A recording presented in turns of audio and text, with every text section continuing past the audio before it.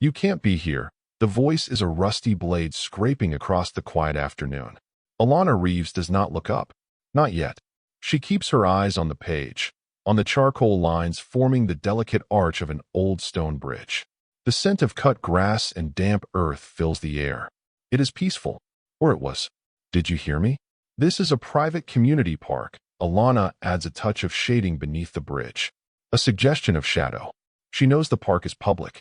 She checked the city ordinances herself before ever setting foot in it. A creature of habit. A creature of the law. A large shadow falls over her sketchbook. It smells of stale coffee and self-importance. She finally lifts her head, her gaze calm, measured. The man is large, florid-faced, squeezed into a police chief's uniform that strains at the buttons. His name tag reads Thorne. Chief Marcus Thorne. This is a public park, Chief, she says. Her voice is even, without tremor. Thorne scoffs, a wet, dismissive sound. His eyes rake over her worn jogging pants, her faded university sweatshirt, her dark skin. He sees what he wants to see. A problem. A piece of litter to be swept away. Not for your kind, he says, his voice dropping to a conspiratorial sneer. We have standards here. People come here for peace and quiet, not to be accosted by vagrants. Alana's gaze does not waver. I am sitting on a bench, sketching. Who am I accosting? Behind the chief, a younger officer shifts his weight. His name tag reads Carter. He looks barely out of the academy, his face a mask of nervous discomfort. He avoids her eyes. He is the witness. Your presence is the problem. Thorne snaps, his patience already gone.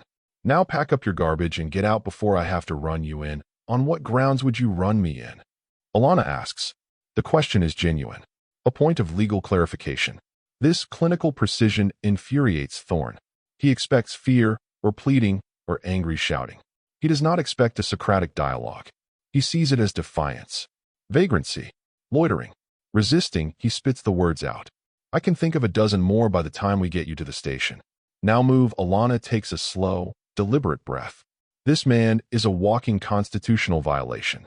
She is on leave, a forced sabbatical to care for her sister Sarah after the surgery. For 2 months, she is not Judge Reeves of the Fourth Circuit Court of Appeals. She is just Alana, the quiet woman in apartment 3B, the aunt who brings her niece art supplies. This sketchbook was a gift from Lily. For your quiet time, Auntie Alana, she had said. She had promised herself she would leave the law behind for these few weeks. She promised Sarah she would rest. But the law, it seems, has a way of finding her. Officer Carter watches the exchange, a knot tightening in his stomach. He joined the force to be like his father, a respected detective who spoke of justice and service. He did not join to watch his chief harass a woman for sitting on a bench. The woman is calm. Too calm. Her language is precise, almost academic. It doesn't fit the picture the chief is painting. Thorne leans in closer, his voice a low growl. Are you deaf? I gave you an order. You gave an unlawful order, Chief Thorne. Alana corrects him gently. And I am not required to follow it. The snap is audible. Thorne's face purples with rage. He feels his authority being questioned, mocked, by this woman who looks like she has nothing. In his world, respect is demanded, not earned, and it is given based on the uniform he wears and the color of his skin. He snatches the sketchbook from her lap. The motion is violent, sudden. What is this garbage, anyway? Alana's hands remain resting on her knees. She does not gasp or cry out. Her gaze simply hardens. She is observing, documenting. Her mind is a courtroom, and every action is being entered into evidence. That is private property, she states. Thorne laughs, a harsh, ugly sound. He holds up the drawing of the bridge. This is trash. With a deliberate, theatrical tear, he rips the page from its spiral binding. He crumples it into a ball and throws it on the ground. Carter flinches as if he's been struck. He looks from the crumpled paper to the woman's face. There is no fear there. There is no anger. There is only a profound, chilling stillness. It is the stillness of a storm gathering far out at sea. In her pocket, her phone continues its silent work. The high-fidelity microphone is capturing everything. The chief's gruff voice, her own calm responses, the rustle of the leaves, the distinct, sharp rip of paper. You have now committed vandalism and destruction of private property, Alana says. Her voice is flat and hard as a courtroom gavel. all witnessed by Officer Carter. The mention of his name makes Carter jump. Thorne glares back at him. The officer saw a vagrant resisting a lawful order. Carter says nothing. He just stares at the woman, at the absolute certainty in her eyes. He has a sudden, terrifying feeling that they are the ones on trial here, not her. Thorne turns back to Alana, emboldened by his subordinate's silence. He feels powerful, in control. He is teaching her a lesson she will never forget. He is putting her back in her place. His eyes fix on the glint of gold at her neck. A small, simple locket. It looks old. Expensive. Where'd you get this? He sneers, his fingers hooking under the delicate chain. Steal it off some lady in a parking lot. The locket was a gift from her mother. The last gift, before the cancer took her. Inside is a tiny, faded photograph of her parents on their wedding day. It is the most precious thing she owns. Do not touch that, she warns. The calm is gone, replaced by something else. Something cold and dangerous. Her warning is a challenge he cannot resist. With a sharp tug, he rips the necklace from her throat. The chain snaps. The small golden heart falls to the ground, landing silently in the soft grass. A line has been crossed. This is no longer an abstract legal violation. This is a desecration. Thorne feels a flicker of surprise at the look in her eyes now. The storm is no longer distant. It is here. The pressure in the air has changed. You're making a big mistake, Chief, Officer Carter says, his voice barely a whisper. He takes a half step forward. Stay out of this, Carter. Thorne barks, not taking his eyes off Alana. Alana rises slowly from the bench. She stands not as a victim, but as an adjudicator. She glances at her phone, which has fallen from her pocket during the assault, its screen facing up, the red recording icon still pulsing. Thorne sees it. He sees the little red light. Recording. Rage, pure and blinding, eclipses what little reason he has left. He has been played. Tricked. This isn't some random vagrant. This is someone who knows what she's doing. He does not think. He reacts. His hand comes up, open, and swings through the air. The slap is shockingly loud in the quiet park. A sharp, cracking sound that makes the birds in the trees fall silent. Alana's head snaps to the side. A bright, stinging pain blossoms on her cheek. She tastes blood on her lip. Silence. Officer Carter freezes, his heart hammering against his ribs. He just witnessed the chief of police strike a civilian, an unarmed woman. On camera, Thorne stands there, his hands still tingling, his chest heaving. The act was so instinctive, so primal, that for a moment he seems as shocked as anyone. But the moment passes. The rage returns, twisted now with the cold dread of consequence. He has to control this. He has to win. You're resisting arrest, he bellows, the words a desperate attempt to rewrite reality. You assaulted an officer.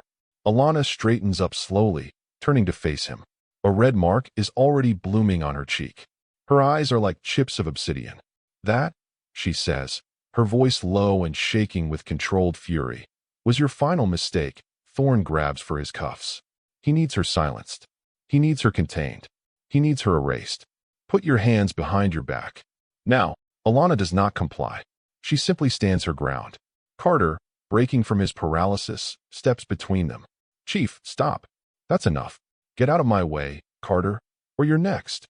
Thorne shoves the young officer aside. He grabs Alana's arm, twisting it behind her back with a painful wrench. She does not cry out. She just watches him, her eyes burning with a righteous fire that seems to strip him bare. He snaps the cold metal of the cuffs around her wrists. The click is loud, final. He feels a surge of victory. He has her now. He has won. He shoves her forward, towards the path leading out of the park. You're going to learn about respect for the law. He growls, yanking her along. This is the trap. He thinks he is taking her to his world, his fortress, the police station where his word is absolute. He does not realize he is escorting her back to hers. The world of due process, of evidence, of consequences. He is a fly, marching proudly into the spider's web. The precinct is a hive of controlled chaos. Phones ring, keyboards clatter, officers move with purpose. Everything stops when Chief Thorne bursts through the doors, shoving Alana ahead of him.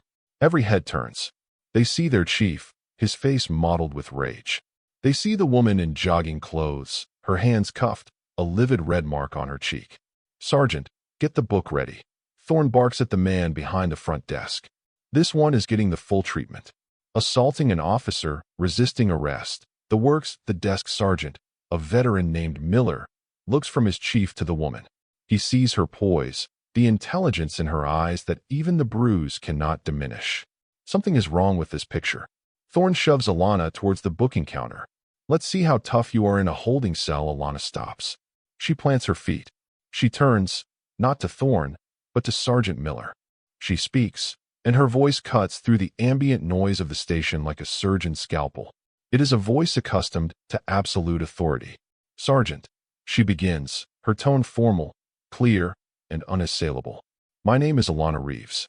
I am a federal judge for the Fourth Circuit Court of Appeals. My credentials are in my wallet, in my left pocket. The entire room falls silent. The only sound is the hum of the fluorescent lights. Thorne freezes. The blood drains from his face. He stares at her, a strangled, croaking sound caught in his throat. He turns to the assembled officers, a wild, panicked look in his eyes. She's lying. She's delusional. Some kind of vagrant I picked up in the park. Alana continues, her eyes locked on Sergeant Miller, ignoring Thorne completely. I have just been harassed, verbally abused, and physically assaulted by Chief Marcus Thorne. The entire incident, including the unprovoked physical strike, was recorded. She lifts her cuffed hands slightly, indicating the phone still clutched within them. Miller's eyes widen. He looks at the bruise on her face. He looks at the phone. He looks at the unraveling panic on his chief's face. Sergeant, Alana's voice drops, taking on the weight of a final judgment. I need you to place a call to Mayor Thompson's office. I need you to contact District Attorney Helen Chow. And I need you to get the special agent in charge at the local FBI field office on the line. Inform them that a sitting federal judge is being unlawfully detained after being assaulted by a chief of police. Thorne lets out a desperate, sputtering laugh. This is insane. She's crazy. No, sir. She's not. The voice comes from the doorway. It's Officer Carter. He steps into the station, his face pale, but his expression resolute. Every eye turns to him. I was there, Carter says, his voice gaining strength with every word. I saw the whole thing. Chief Thorne initiated contact. He insulted her. He destroyed her property. He ripped a necklace from her throat. He takes a deep breath. And he slapped her. I saw it all. The corroboration is a death blow. The last bit of bluster drains out of Thorne. He looks from Carter's determined face to Alana's cold, unforgiving eyes. He is trapped. He is finished. He can see his entire world, the world he built on fear and prejudice, crumbling to dust around him. Sergeant Miller, a man who has seen everything in his 30 years on the job, makes his decision. He looks past his terrified chief and meets Alana's gaze with one of profound, weary respect. He picks up the phone. Yes, sir, he says, his voice grim. I believe we have a situation here. Chaos descends. Not the loud, frantic chaos of a crisis, but the cold, efficient chaos of a system correcting a fatal error. Sergeant Miller, true to his word, makes the calls. He moves with a speed and purpose that suggests he has been waiting for a moment like this for a very long time. The first to arrive is the mayor. Mayor Thompson is a political animal, a man who can smell a career-ending scandal from a mile away. He walks into his own police precinct looking like he's just swallowed acid. He sees Alana, now seated in an office, a female officer having just removed her cuffs. He sees the bruise on her face. He sees Chief Thorne, slumped in a chair, guarded by two senior officers who refuse to look at him. Judge Reeves. The mayor begins, his voice strained. I am so sorry. I don't know what to say. There will be time for apologies later, Mr. Mayor. Alana replies, her voice even. Right now, there is time for action. Next comes District Attorney Helen Chow, a woman with a reputation as a bulldog. She doesn't waste time with pleasantries. She walks straight to Officer Carter, who is giving a preliminary statement to an internal affairs detective. She listens for a moment, then turns to Alana. Judge, we're taking this. My office will handle the criminal prosecution personally. Her eyes flick to Thorne. Assault, battery, malicious destruction of property, official misconduct, deprivation of rights under color of law. We're going to throw the entire book at him. Finally, two agents from the Federal Bureau of Investigation arrive.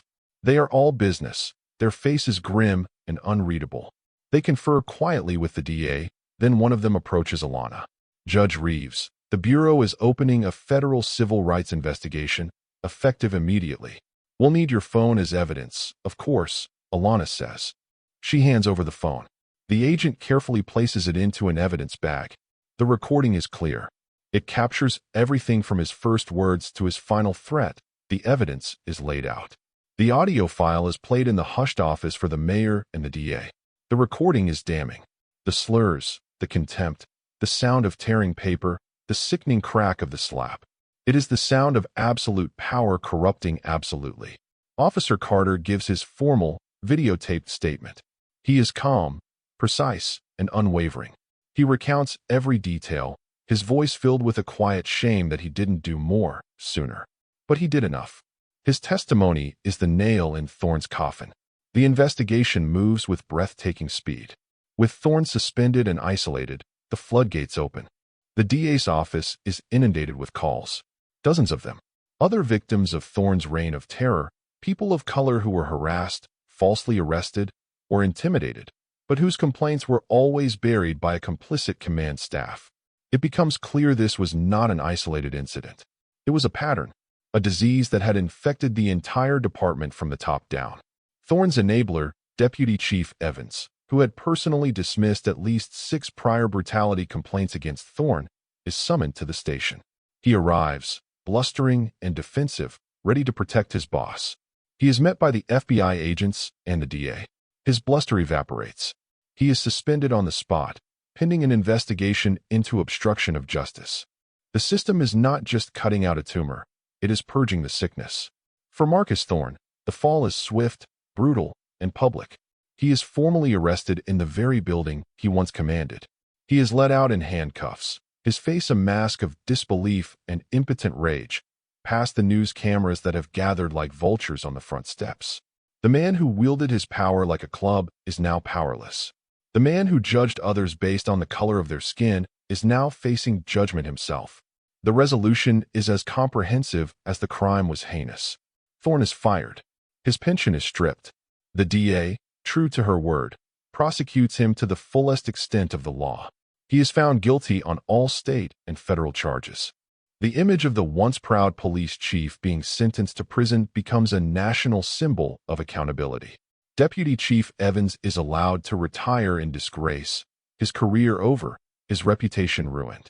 More than a dozen other officers implicated in the cover-ups are either fired or disciplined. For Alana, the ordeal becomes a catalyst. The mayor publicly asks her to lead a newly formed civilian oversight and reform commission. Her leave of absence becomes a working one. She accepts. She channels her cold anger and her profound knowledge of the law into rebuilding the department. She drafts new use of force policies. She implements mandatory de-escalation training. She helps design a truly independent body to investigate citizen complaints, ensuring no one's voice is ever buried again. Officer Ben Carter becomes a quiet hero within the department. He is formally commended for his courage and integrity. The new, reform-minded interim chief takes Carter under his wing, seeing in the young man the future of the force. He is promoted to detective in record time, a clear message to every other officer. Doing the right thing will be rewarded. Months later, the city feels different. The air is clearer. A fragile trust begins to rebuild between the community and the police. The change is slow, but it is real. Alana sits on a park bench. The same park, the same bench. The sun is warm on her face. Her sister, Sarah, is fully recovered, sitting beside her, laughing as her daughter Lily runs through the grass. Lily comes over and hands Alana a gift. It is a new sketchbook with a fresh set of charcoal pencils. "For your quiet time, Auntie Alana," she says, her smile bright and full of hope. Alana takes the book. She opens it to the first clean, white page. She looks at the old stone bridge, standing strong and unchanged. She thinks about the law, about its strength, its permanence. It can be misused by hateful men, but it endures. And in the right hands, it can be an instrument not just of punishment, but of healing. She puts pencil to paper and begins to draw.